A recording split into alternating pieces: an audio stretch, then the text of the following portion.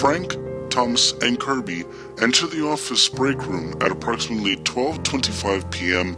on a Tuesday afternoon. Each man holds various containers designed for holding food and drink, and as they lazily slump into the fiberglass chairs that were haphazardly pushed under the table after their previous uses, the room echoes of violent thwop pops and elongated scrotchips as Tupperware lids fly open and Velcro bags release their treasures. God damn it! Thomas rolls his eyes. Frank, with a mouthful of cold pizza, mumbles in empathy. Might pack your tuna salad again? Thomas tosses the soggy sandwich down to the table with a resounding glop. She knows I hate this stuff. I swear, I've almost reached my breaking point with this shit. Why don't you pack your own lunch then? Kirby attempts to speak through teeth caked with salad. A drip of ranch dressing falls from Kirby's lip and collides with the table. Thomas just glares at Kirby in disdain. You don't get it, man. I've told her like 50 times I don't like tuna salad. But does she listen? No! Thomas raises his right hand to his forehead. I swear I'm up to here with this. Well, at least you're not like that one guy. Frank wipes his mouth of the residual pepperoni grease with a cheap paper napkin. What one guy? Thomas looks at Frank in slight confusion. Oh, you talking about that guy from, CompuTools? I heard about him on the news last week. Kirby chimes in. He has already begun digging into his pudding cup. Thomas spins around to Kirby. What the hell are you guys talking about? Frank wipes off his hands with another napkin, folds his hands in front of him, and leans in quietly. Thomas and Kirby follow suit. You see, there was this guy over at CompuTools. Nice guy, I hear. What was his name? What the fuck was his name? Frank concentrates on the ceiling, searching for a name, when suddenly he snaps his fingers. Phil! Phil Curbson. Anyway, he was one of those diligent workers. Never complained, always got his work done before deadline. Hell, he would even stay late to make sure that his perfect record was never tarnished. Ugh, I hate those guys. Thomas chimed in. Well, supposedly, CompuTools hired this new hotshot manager. Basically, ROTC'd up from corporate, never lifted a finger in his life, and gets to skip right to the front. Thomas shook his head. Exactly. So this guy was brought in to help, and since this douchebag really didn't know anything about CompuTools products, he would just bark orders and micromanage everyone. Everyone in the office was buzzing. We're gonna quit. Let's get HR involved. This guy's completely heartless. The usual empty water cooler promises. Everyone was in a tiff. Everyone except Phil. Phil would mind his own business and do his work with a silent smile. Hell, he would even go as far as asking this new manager, anything else I can do to help?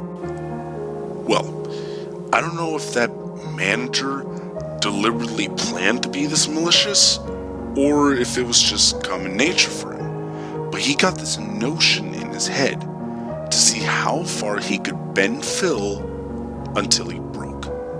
Starting the very next day, the manager threw the biggest workflow onto Phil's desk and barked out, I need this done by 5 o'clock today, and you can just pack your shit now.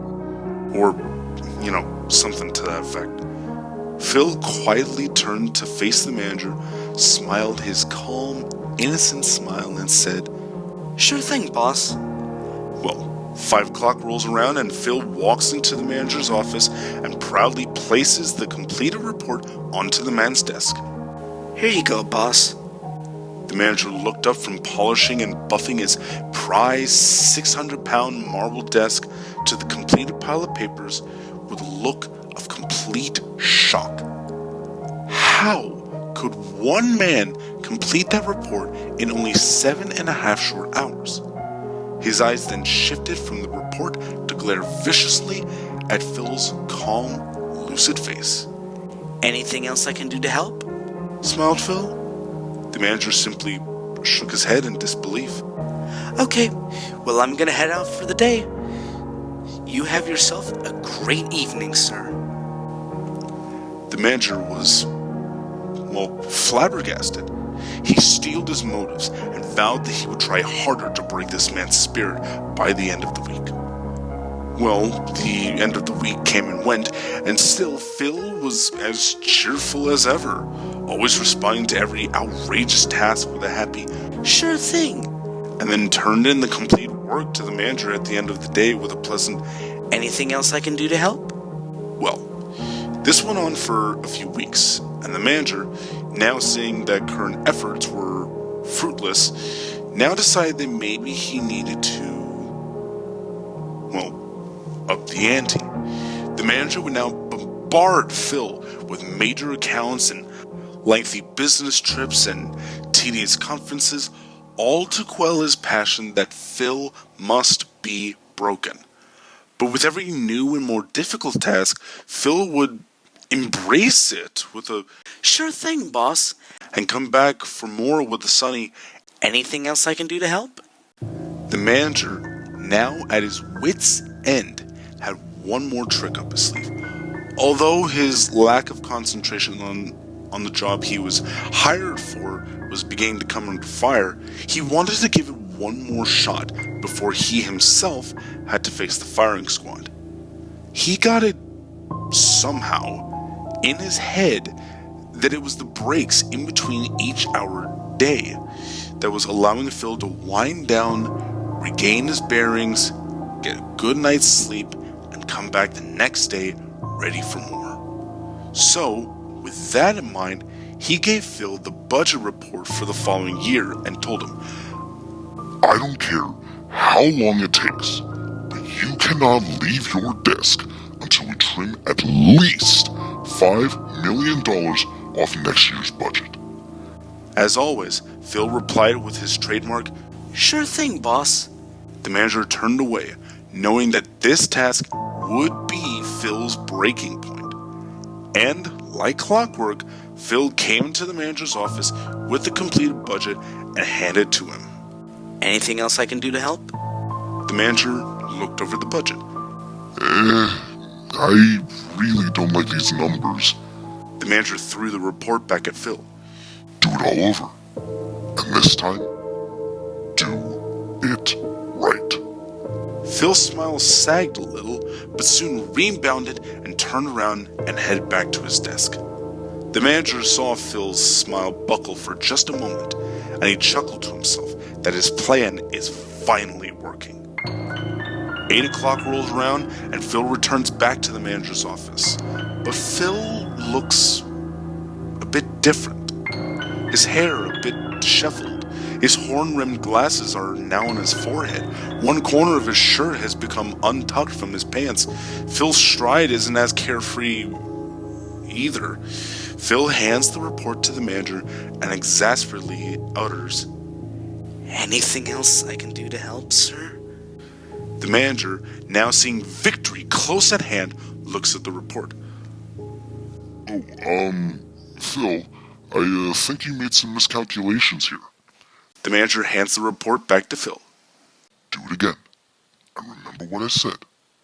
You stay until it's complete.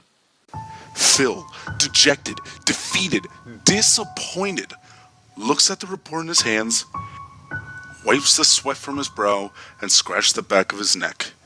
The nearly broken man headed back to his desk to correct the errors.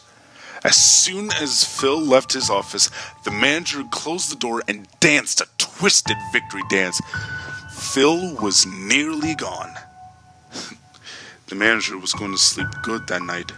At 11 o'clock, Phil trudged back into the manager's office and handed him the completed and corrected report. Exhausted, Phil asked, "Is there anything else I can do to help, sir?" The manager, now a shining example of pure arrogance, threw the report on the floor and exclaimed, Why did you do the budget for next year? I asked you to do the budget for this year. Can't you even follow simple instructions? I want you to march back to your pathetic little cube, and you are going to stay all fucking night if you have to, until you do exactly what I asked you to do. Or so help me fucking God, I will find someone else who can do it. Now, no one knows exactly what happened next, but some of the late-night stragglers who heard the manager's tirade claimed that as soon as he was finished, Phil took off his glasses, cleaned them off with a corner of his shirt that was still untucked, put his glasses back on, and closed all the blinds in the manager's office that faced the rest of the office. What came from the room after that was a thunderous crash and a high-pitched shriek. The door flew open and the manager bolted out of the room with glass shards in his hair, bleeding profusely from his face, screaming, Call security! Call security! Witnesses then claimed that they saw Phil calmly walk out of the office, blood splattered about his shirt and hands. He held a letter opener in his right hand, now stained with blood. Phil's calm and happy expression was lost in a visage one person could only describe as berserk. Phil's brow furrowed, scrunching his eyebrows in a wide arch. His teeth gnarled, and according to one person, appeared sharp and pointed. His skin, once pale and fair, now red and scaly. His slick hair now flailed wildly about his head and danced of its own accord. Phil marched towards the cowering manager. "Sure thing." Sure thing! Sure thing! Phil continued to chant these two words over and over, and the volume of his voice continued to climb until he was practically shrieking. Phil destroyed everything in his path to get to the manager, who was now scrambling for the elevator. He turned over cubicle walls, hurled the office printer, overturned desks, but was still marching at a steady pace. Not once did Phil's gait increase in speed. The elevator doors finally opened, and the manager quickly darted inside, and as he was frantically pounding on the door close button, Phil's arm thrust inside the cabin as the doors were closing. The manager let out a girlish cry for help, and then... Thomas, now sitting on the edge of his seat, blinked. Yeah? Well, Frank continued. security hauled him away. The folks that stuck around for the whole ordeal say that they've never heard Phil use any profanity, ever. But on that day, they heard curse words so vile that they almost sounded like they were in some form of ancient tongue, some demonic language. Only by the grace of God was security able to restrain Phil as the paddy wagon rolled up into the office building drive. Witnesses noticed three things. First, that Phil was kicking and screaming the entire time and was hardly recognizable at that point. Second, that the manager could not stop crying. And thirdly, and the most bizarre, was they realized what had made the thunderous crash in the manager's office. The 600-pound marble desk, the manager's prized possession, now lay in pieces outside the office window. So, that's it? What happened after that? There had to have been a trial, Thomas exclaimed.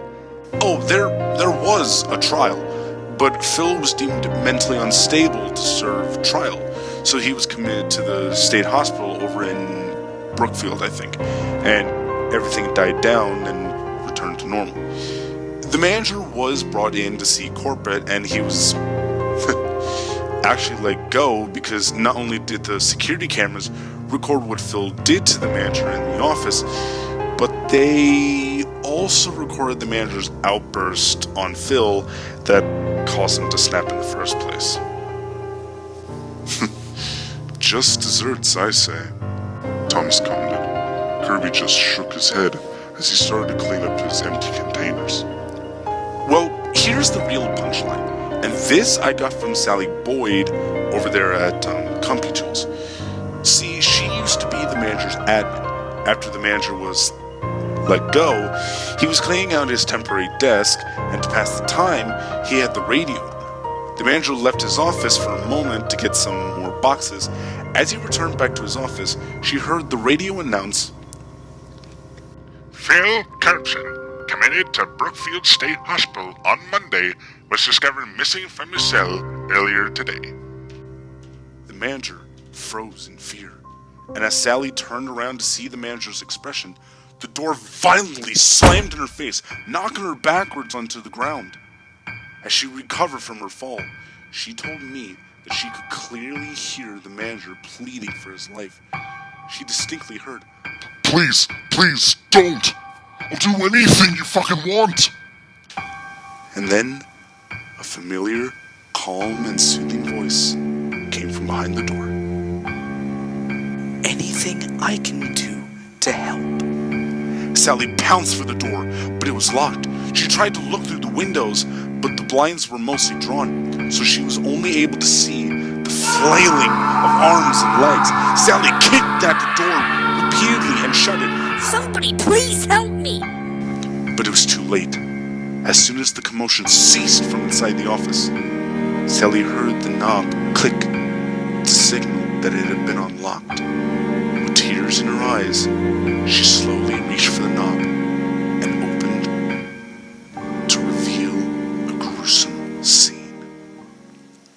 The manager splayed open from his throat to his pelvis, rib cage and organs exposed, his hands twisted into contorted knots of flesh and knuckle, his face warped into an expression of unrelenting anguish and fear, eyes wide, jaw locked, nose broken and twisted, and in his left hand, its last cadence drawing to a close, was the manager's own heart.